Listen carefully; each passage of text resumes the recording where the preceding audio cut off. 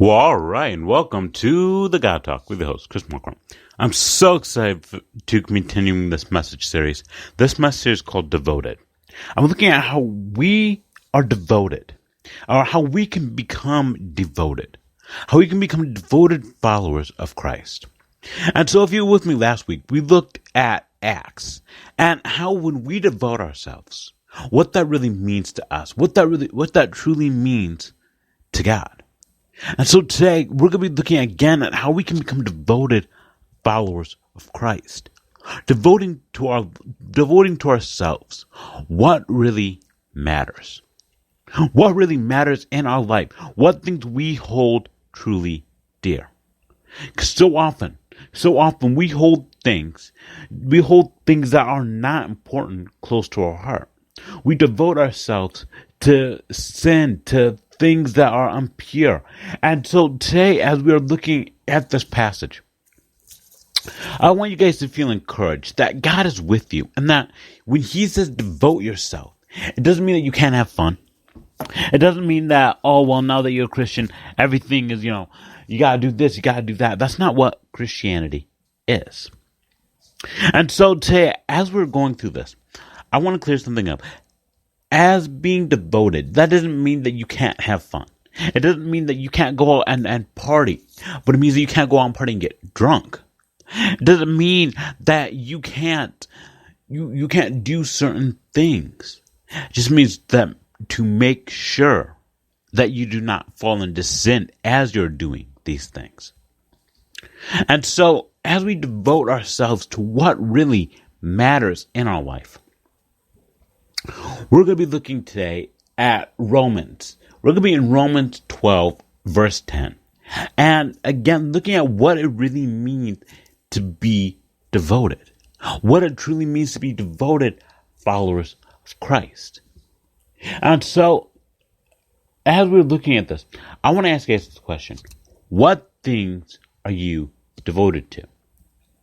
Some people might say that they're devoted to their jobs, that they spend hours upon hours at their work, whether it's filing papers or at fast food, that they devote their life to it, that they even spend overtime just so that they can devote themselves.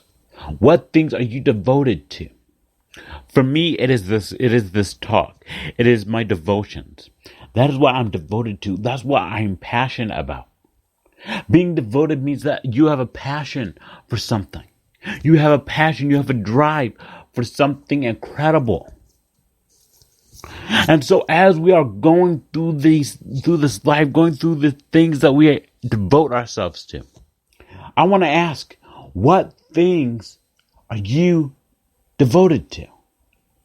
What things are you devoted to? What things drive you? What things motivate you in this world?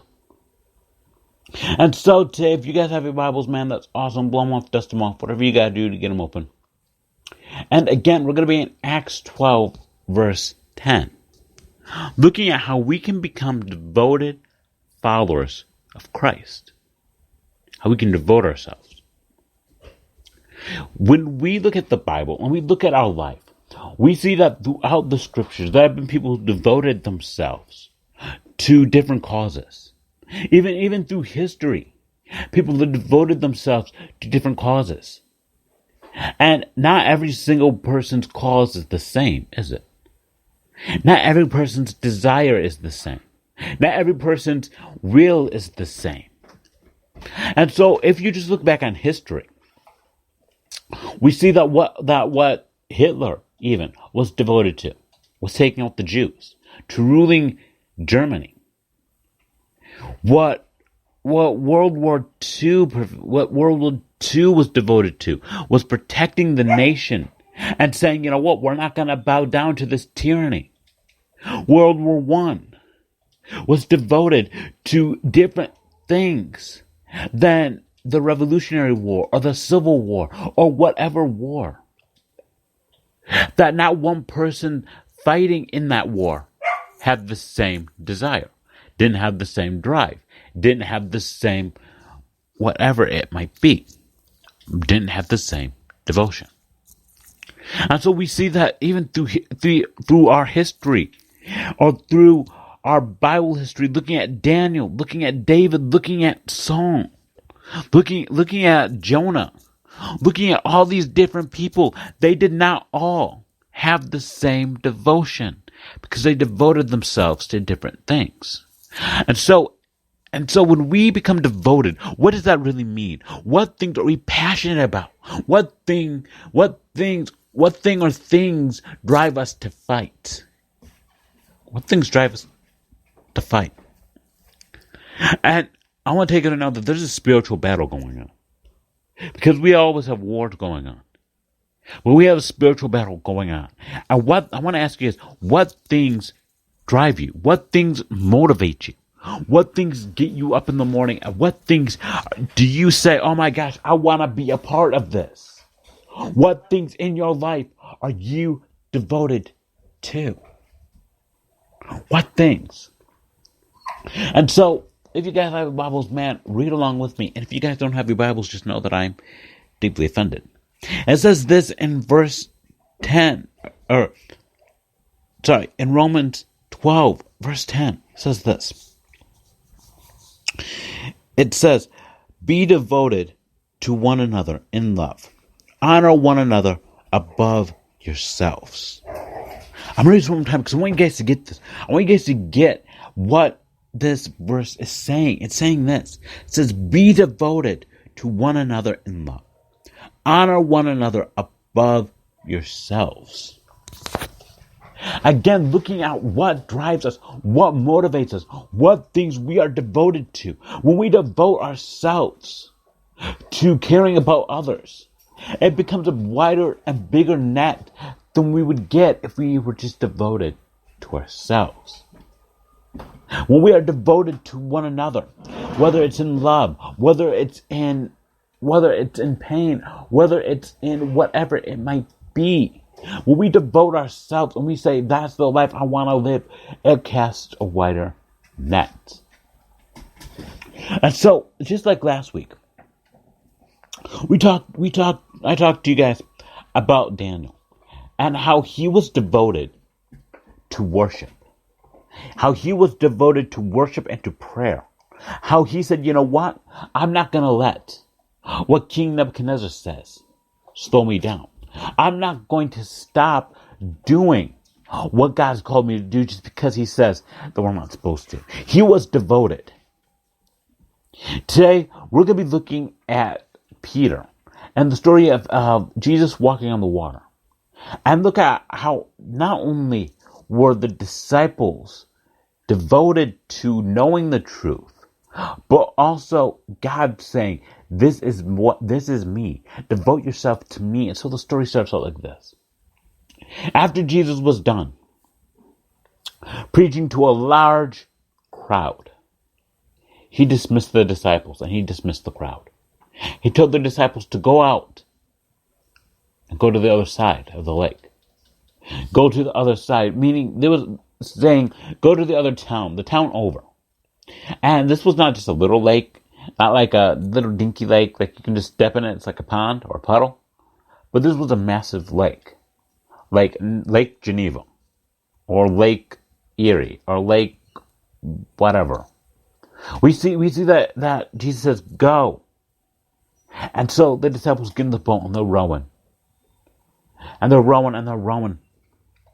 And they're in the Red Sea. And they're just doing what God's called them to do.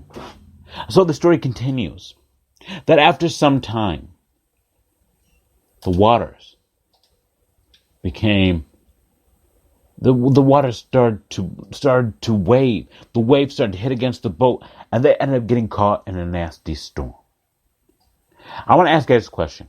How many of you guys have ever been caught in a nasty storm?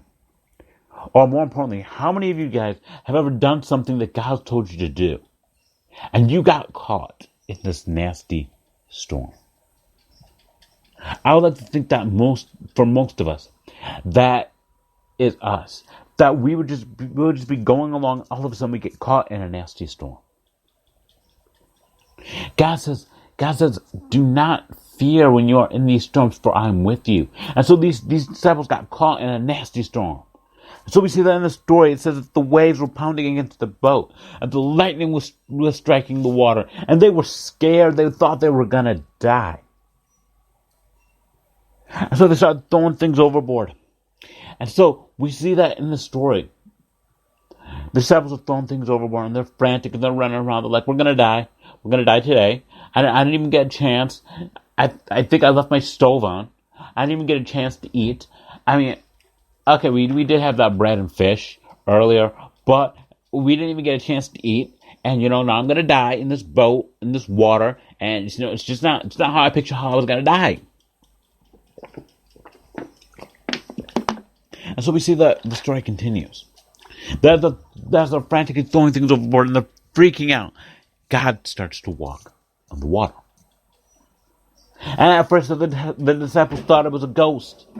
And they started to freak out because they're like, okay, now we're going to die. And now I see a ghost. And, it's just a really bad day for them right now. Let's just be honest. It's a really bad day for them. First, they think they're going to die. Then they think they see a ghost. And now they think they're going to die and see a ghost on the same day. But we see that Jesus calls out to them and he says, fear not, for it is I. Fear not, for it is I. But yet, they could not hear him. They could not hear him. And so often in our lives, God calls out to us and he says, do not fear. Do not fear the path that you're going down. Do not fear the outcome. Do not fear these things in my name. And yet we are so scared. We are so scared of losing. We are so scared that we're going to die. We're so scared that we end up not being able to hear what God is saying to us. How many of us today are like that? That God is calling out to us. He's saying, do not fear. Do not fear. Do not run. Do not be frantic. And yet we are so scared that we cannot hear him. And so we see that Peter, not paying attention as usual, calls out, he says, Lord, if that is you, have me walk upon the water. Now, Jesus could have replied, didn't you just hear that I said, do not fear, it is I? Like, are you guys not paying attention? Do you guys not know that it's the Lord your God, the Messiah, the King of all kings, the ruler of all rulers? Like, did you not hear me? Are you deaf? But God says, come. Come. And I like how he says come, because God often says come as you are. Not come as you were. Not come as you thought, but come as you are. He says, come on, Peter. Walk upon the water. And so we see that Peter gets out from the boat and he starts to walk on the water. Just to walk on the water. And at that moment, he devoted every single piece of him to God. He devoted himself to only seeing God, but only for a short time. Because that in the story continues that he started to look around at all of his circumstances, all the things. He started to look around at the storm and he lost focus. I want to ask you this question. How many of you guys today have lost your focus? Have lost your passion, have lost sight of God. You thought that you were totally devoted to him, and then you lost sight of him. How many of you guys are like that today? Because I know that that's been me, or that is me. How I am so devoted to doing this talk, and then I fall short. I lose sight of God. How many of us today are like that? We see that in the story, he thought that he was devoted to God. He thought he was devoted to his word. He thought he was devoted, and he lost sight of him. And that is so often us. When we devote ourselves, it's not just saying that we're devoted, but it's putting our everything into it. Putting our life, putting our time, putting our effort, putting our treasures and our talents into God. Saying, I give you everything. I don't just give you